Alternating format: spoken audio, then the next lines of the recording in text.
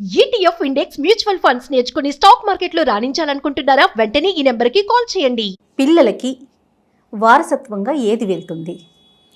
తరాల వెంబడి. ఇప్పుడు జనరల్గా ఎలా ఆలోచిస్తామంటే, ఏదైనా ఒక సంపద ఉంది, ఒక ఆస్తి ఉంది, అది మన పిల్లలకి, వాళ్ళ నుంచి వాళ్ళ పిల్లలకి. నగలున్నాయి, మన పిల్లలకి, వాళ్ళ పిల్లలకి, ఇలా ఇలా ఫార్వర్డ్ అవుతూ ఉంటాయి కదా.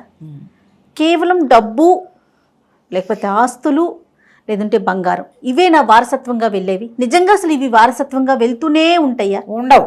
మరి అలాంటప్పుడు ఎందుకని నా పిల్లలు పిల్లలు పిల్లలు పిల్లలు నెక్స్ట్ జనరేషన్, మీరు అన్నట్టు 14 తరాల వరకు కూడా ఎందుకు కూడబెట్టాలి? ఇలాంటి ఆలోచనలు ఎందుకు ఉంటాయి? మాయ అంతేనే రబ్బర్. అంతే. తరతరాలకి తరగించుకోలేమా ఈ మాయ నుంచి? మనం తప్పించుకోలేం. అసలు మనం ఉండం రేపొద్దున అనేది మనకి తెలుసు. దాన్ని సక్సెస్ఫుల్గా దాచిపెడతాం లోపల. మనకు ఖచ్చితంగా తెలుసు. తెలీదా మనకి? తెలుసు. మరణం అనివార్యం అనే సంగతి ఎవడికి తెలియదు? ఏదో పసిబిడ్డకి తెలియదు. వాడికి కూడా ఏ 10 ఏళ్ళో 8 ఏళ్ళో వచ్చి ఇంట్లో వరుసగా చచ్చిపోతే వాడు 7 శోకాలు పెడితే అందరూ ఇలాగే వెళ్ళిపోతారు. నాన్న ఇది సహజం అని చెప్తాం. ఆ పూట వాడు బికమ్ వేసుకుని కూర్చుంటాడు. సాయంత్రం కాసేపు ఆడుకుంటాడు, రాత్రి పడుకుంటాడు, పొద్దునే అన్నం తింటాడు. మరణం అనివార్యం అని గుర్తుండదు, గోలికాయలే గుర్తుంటాయి వాడికి. మర్చిపోవటం వల్ల మనం ఏం చేస్తామంటే అలాగే పోని తరతరాలకి తరగని చిరునామాగా ఉండాలని అనుకుందాం. ఉంటున్నాయా జయ? నీకు చూడు, మహారాజా రాజాధిరాజులు క్రమంగా ఏమవుతుంది, మంది ఎక్కువైతే మజ్జిగ పలచబడిపోతుంది. మధ్యలో ఎవడో ఒకటి వాడి ఇష్టారాజ్యంగా వాడేసి తగలబెట్టేసి సర్వనాశనం చేసేస్తాడు. ఒకటి చాలు పాడు చేయటానికి. మనం అలాంటి ఎన్ని కథలు చూస్తాం. వాళ్ళ వల్ల దైవాపరాధాలు జరుగుతాయి, బ్రాహ్మణాపరాధాలు జరుగుతాయి, జరగకూడనివి జరుగుతాయి. ఆడపిల్లల్ని అవమానిస్తారు, ఈ డబ్బు మదంతో ఇష్టారాజ్యంగా ప్రవర్తిస్తారు. ఆ డబ్బు పలచబడిపోతుంది, ఏముండదు. 5-6 తరాలు పోయాక ఏముండదు అక్కడ. చాలా కొద్ది మందికి ఉంటాయి. అది మా తాతలు అని చెప్పుకోవటం అనుకోవాలి అంతే. ఇప్పుడు మనం ఎవరికి ఉంటాయి అంటే ధర్మార్జన అయితే అది పోదు. ఆ సంపాదన ధర్మంగా ఉంటే అది పోదంటారు ఒకటి. తర్వాత రెండోది, ఇప్పుడు మన ఆర్జనని మనం ప్రజలకి పంచామనుకో, ఎట్లా ఊరికే పంచేసి 10 రూపాయలు నువ్వు తీసుకుని ఆడేసుకో అని కాదు. వాడికి రోజువారీ తినడానికి ఒక ఏర్పాటు, ఒక ఉద్యోగం, సంస్థాగతమైన ధనము పోదు. ఓహో, బిజినెస్ పెట్టాం. మన తాత పెట్టిన బిజినెస్ మీద, ఏదో ఒకళ్ళ టాటా గారు ఉన్నారు, టాటాస్ పెట్టిన బిజినెస్ మీద ఎన్ని వేల కుటుంబాలు బతుకుతున్నాయి. అవును. టాటాస్ డబ్బే కదా వీళ్ళంతా తినేది, అంతేగా. అది ప్రజల సొమ్మే. కానీ వ్యాపార సంస్థలు ఎట్లా చేశారు? మనం ఒక పరిశ్రమ పెడతాం, ఈ పరిశ్రమలో మనకు 10 రూపాయలు వస్తుంది. 10 రూపాయల్లో 1 రూపాయికి ఇంతమంది ఉద్యోగులను తీసుకుందాం. వాళ్ళు అట్లా శాఖోపశాఖలుగా పెరుగుతూ ఉంటుంది ఆ డబ్బు. అవును, ఇది ఎక్కడికి పోదు. ఇందులో బిజినెస్ ఉన్నప్పటికీ ఒక ధర్మపరమైన ఆలోచన ఉంది. మనతో పాటు ఇంకొకడు కూడా ఇందులో నుంచి తినాలి అని. ఇందులో ధర్మం లేదండి, ఇదంతా ప్యూర్ బిజినెస్ అంటారు జనరల్గా అనేది. కానీ ఒక అండర్ కరెంట్ మాత్రం, ఒకడి డబ్బుని తను బిజినెస్లో పెడుతూ 100 మందిని హైర్ చేసి 100 మంది పంచుకునేందుకు 100 కుటుంబాలకి అన్నం పెడతాడు వాడు. అంతే కదా. ఆడెవడో పెట్టడం వల్ల ఇవాళ మనం తింటున్నామని ఒక్క ముద్ద తినేటప్పుడు వాడి గుర్తున్నా అది ధర్మంగా వాడి వెనకాల చేరిపోతుంది. వాడు ప్యూర్ బిజినెస్ పెట్టిన వాడికి, ష్యూర్గా పెట్టిన వాడికి, పెట్టిన పెట్టుబడికి చేరిపోతుంది. అది సూపర్ ధర్మార్జన. వాడికి లేదు, వాడు ఓన్లీ బిజినెస్సే.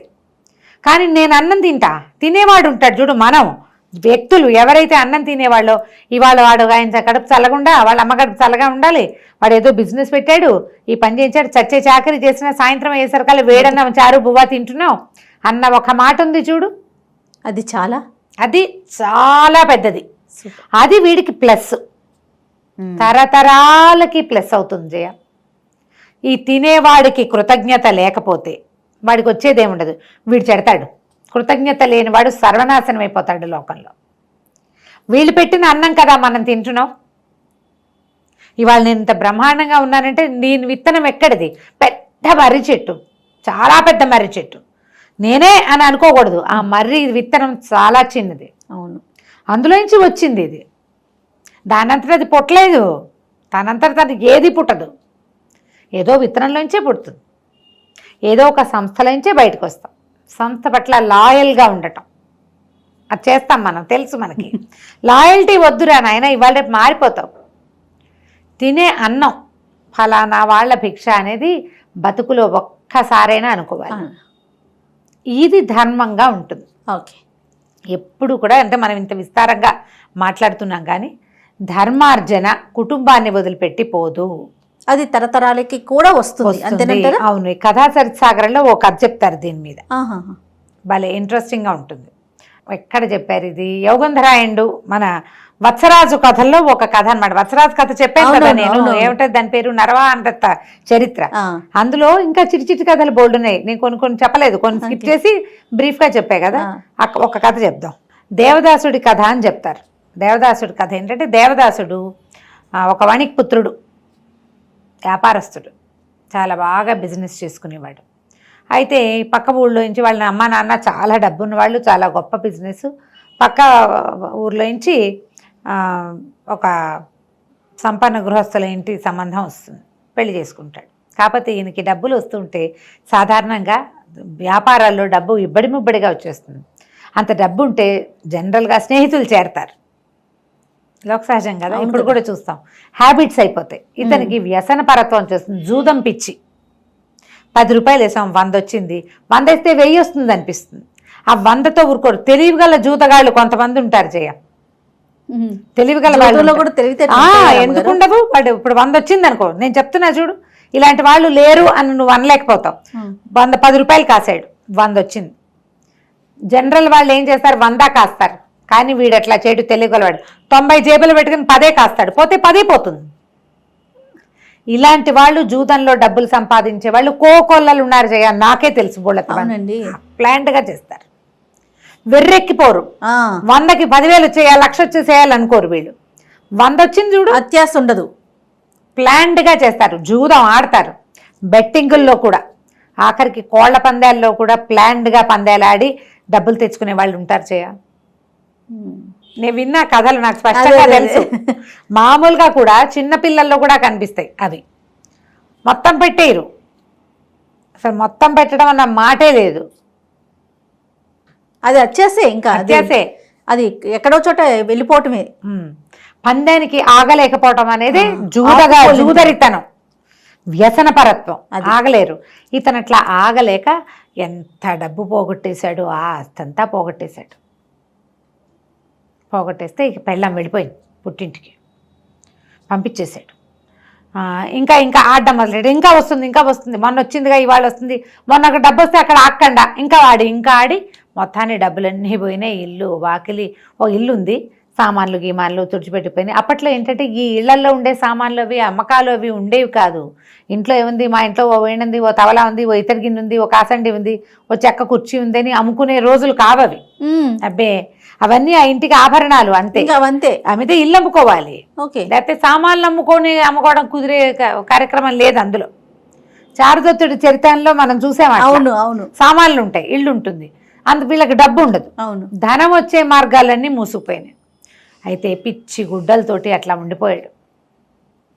బట్టలు కూడా లేవు, బట్టలు ఉతికించుకోవడానికి డబ్బులు ఇవ్వాలి, ఆ చిల్లర కూడా లేకుండా అయిపోయింది.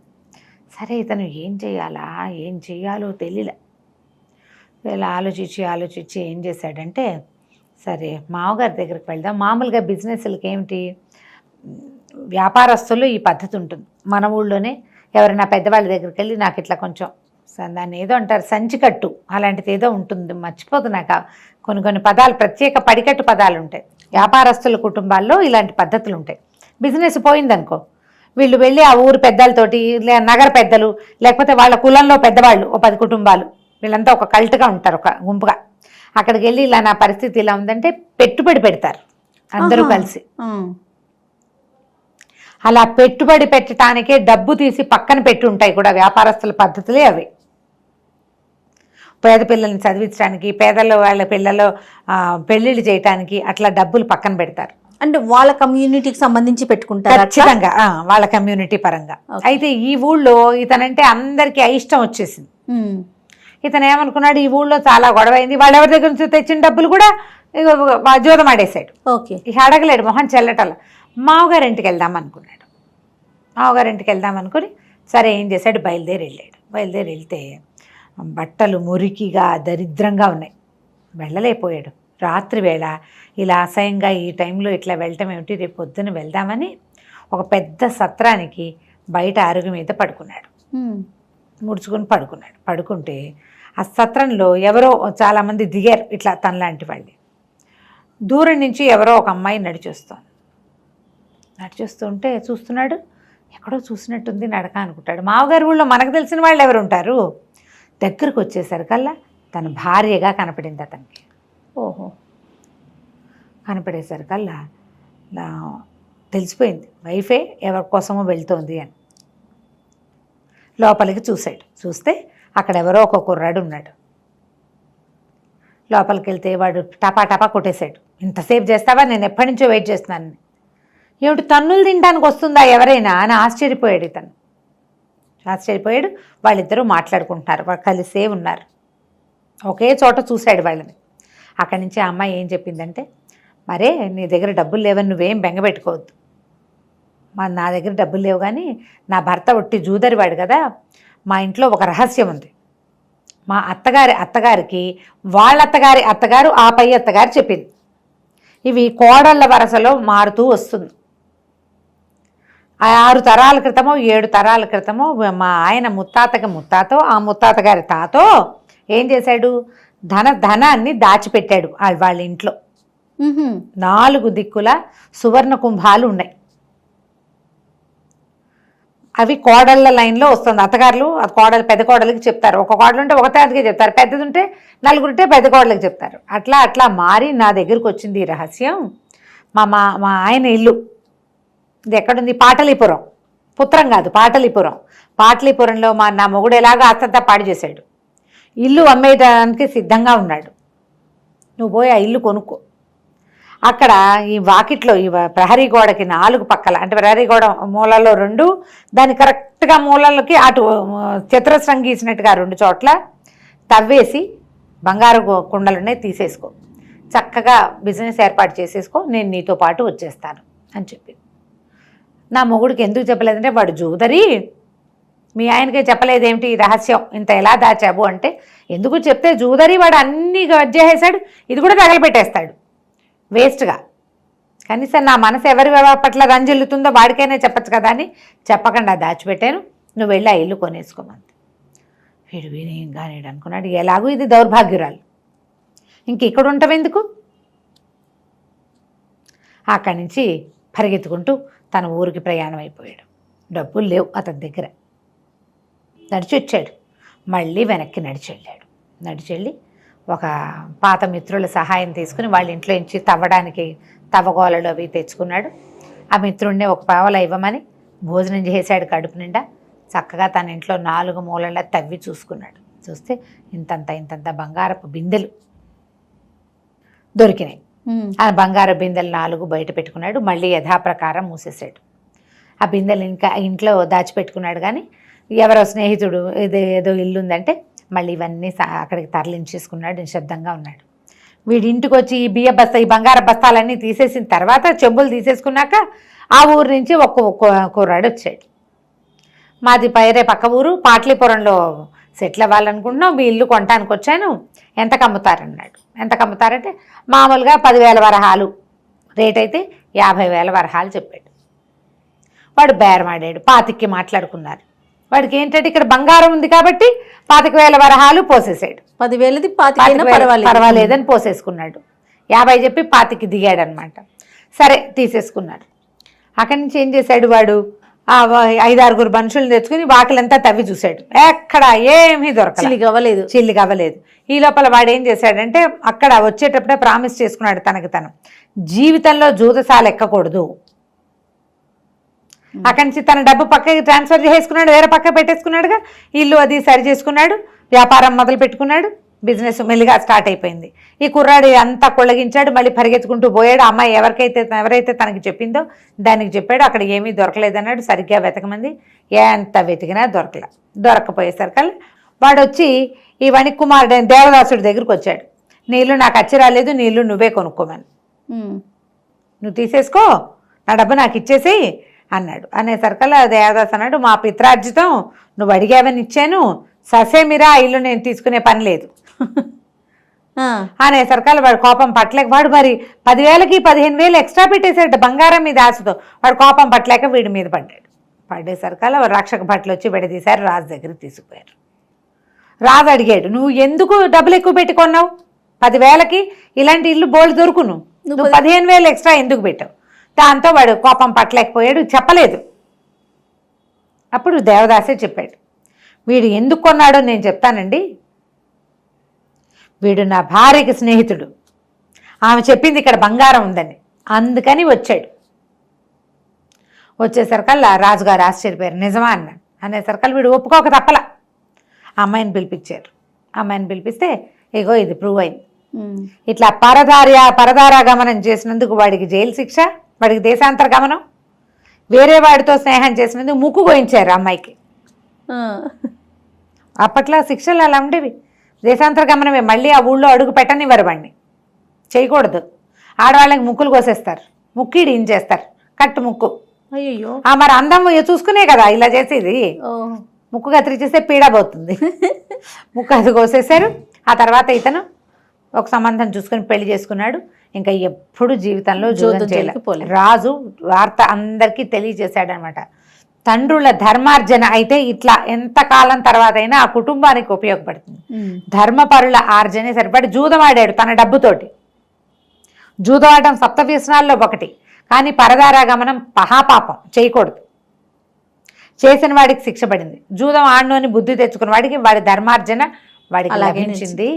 కాబట్టి పెద్దవాళ్ళు కనుక సరైన ఆర్జన చేయగలిగితే, ఈ కాలంలో సరైన ఆర్జన అంటే ఉద్యోగం చేసి సంపాదించుకుంటారు పాపం, అంతే. వైద్యం చేసి ఏవో రకరకాల వృత్తుల్లో రకరకాల పాపాలు అంటుకుంటాయి జయ వాటికి. వ్యాపారంలో కూడా అందుకని ఏం చేయాలి, మన సంపాదన నుంచి కొంత ఖచ్చితంగా ధర్మం చేయాలి. పెద్ద పెద్ద బిజినెస్ చేసినప్పుడు కనీసం మన లాభాల్లో వాటాలని పంచిపెట్టాలి. అవన్నీ మనకి ప్లస్, కుటుంబాలకి ప్లస్ అవుతాయి. ఇలా ఆలోచిస్తే బాగుంటుంది.